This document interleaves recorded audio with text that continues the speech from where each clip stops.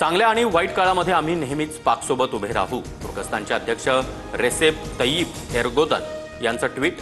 तर पाठिंबा दिल्याबद्दल आभारी शहबाज शरीफची प्रतिक्रिया.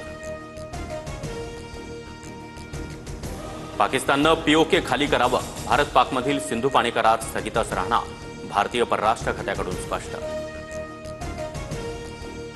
पंतप्रधान मोदींच्या इशाऱ्यानंतर पाकिस्तान घाबरला. आम्ही दहशतवाद्यांसोबतचे सर्व संबंध तोडले. पाकच्या एका वृत्तवाहिनीला दिलेल्या मुलाखतीमध्ये ख्वाजा आसिफचं वक्तव्य. भारतीय लष्कराच्या ऑपरेशन सिंदूरमुळे पाकचं मोठं नुकसान. स्क्वॉड्रन लीडर उस्मान युसुफ, 4 एअरमॅनसह 50 जणांचा मृत्यू. पीएएफची अनेक लढाऊ विमानंही नष्ट झाल्याची माहिती. सुरक्षेच्या दृष्टिकोनातून मुंबई पोलीस अलर्टवर. Drone, paraglider, paramotors, hot air बलूनवर 3 जूनपर्यंत बंदी.